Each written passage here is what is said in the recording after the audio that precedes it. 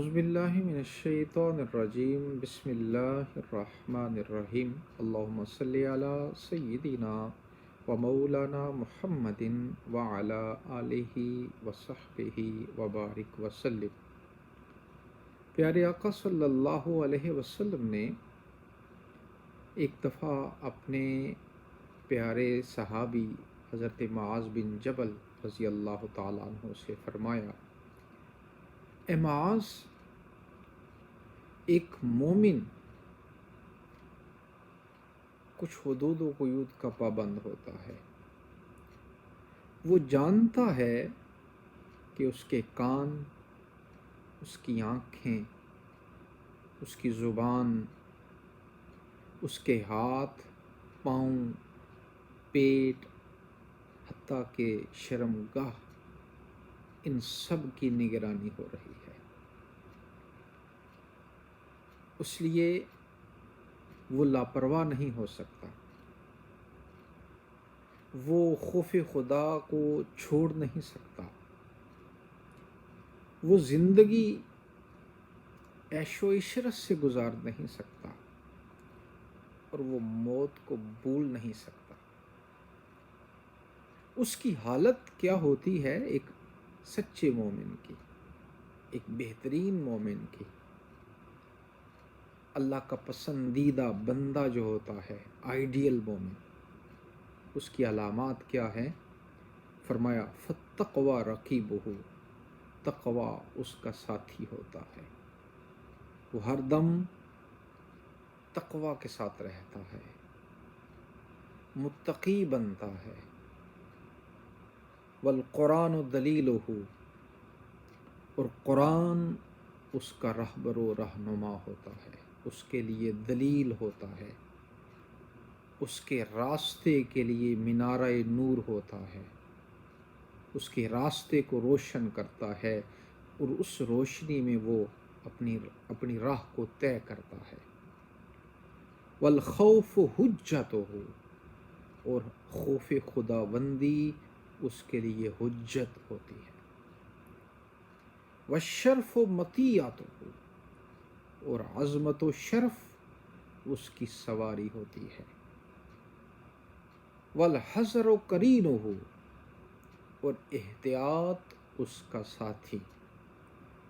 والوجل شعارہ، اور موت کو یاد رکھنا اس کا شعار ہوتا ہے۔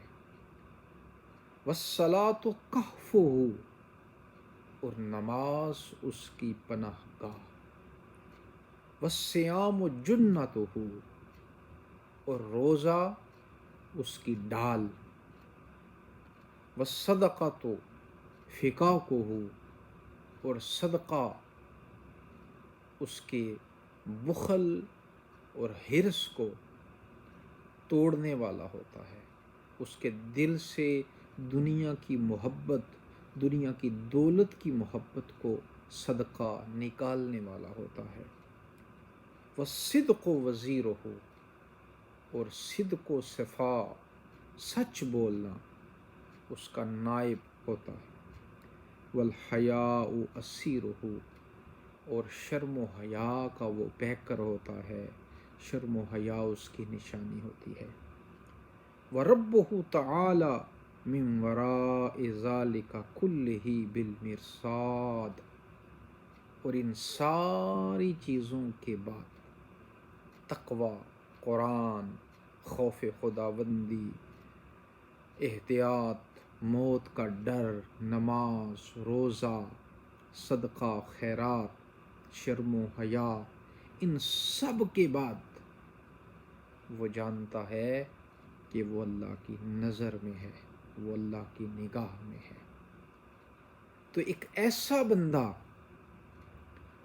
جس کی نشانی شرم و حیا ہو، جس کا شعار اللہ کا ڈر ہو، اور موت کا خوف ہو، موت کو یاد رکھنا ہو، جس کا رہبر و رہنما قرآن ہو، اور جس کی پہچان صدق و صفا ہو، امانت و دیانت ہو، اور پھر جانتا ہو کہ میرا رب مجھے دیکھ رہا ہے، میں اپنے رب کی نگاہ میں ہوں، میرا رب میری ہر بات کو جانتا ہے، ہر عمل کو جانتا ہے، حتیٰ کہ میرے دل کے ارادوں کو بھی جانتا ہے، تو وہ کیسے لاپرواہ ہو سکتا ہے؟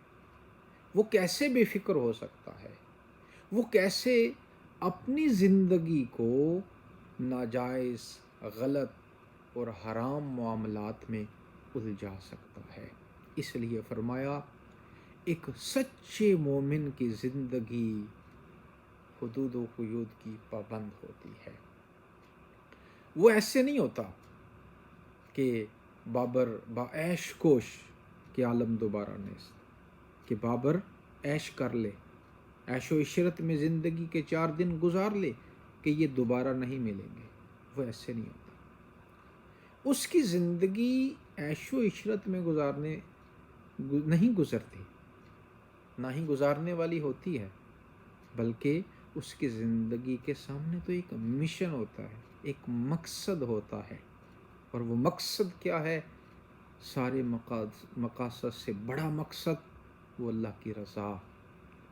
وہ دنیا کی معاملات بھی اللہ کی رضا کے لیے کرتا ہے، وہ لوگوں سے بھلائی اللہ کی رضا کے لیے کرتا ہے۔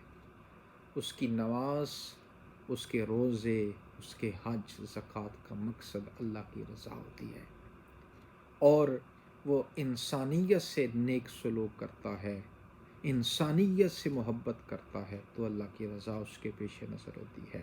اور پھر اللہ کا خوف اور ڈر، ایک اللہ کی رضا اور پھر اللہ کا خوف ہر دم اس کے پیش نظر، جس کی وجہ سے وہ دنیا کی برائیوں، بے حیائیوں سے، غلط معاملات سے وہ اپنی کوشش کے مطابق بچتا ہے اور ان سے دور رہتا ہے۔ تو ایک مومن وہ اپنی ساری زندگی اللہ کی رضا کو تلاش کرتے کرتے گزارتا ہے، اور اللہ کی رضا کی تلاش کے لیے وہ صدق و صفا کو اپناتا ہے، وہ امانت و دیانت کو اپناتا ہے، وہ انسانیت کی محبت کو اپناتا ہے، وہ شرم و حیا کا پیکر ہوتا ہے، اور وہ قرآن کو اپنا رہنما اور راہبر بناتا ہے، اور سیرت مصطفیٰ صلی اللہ علیہ وسلم کے سانچے میں ڈھل کر زندگی گزارتا ہے، تاکہ اس دنیا میں بھی کامیاب ہو، اور جب اگلی دنیا میں جائے تو اللہ کی رحمت اس کا استقبال کر رہی ہو۔ یہ ایک سچے مومن کی نشانیاں ہیں۔ اللہ تعالیٰ ایک سچا مومن بننے کی سب کو توفیق عطا فرمائے۔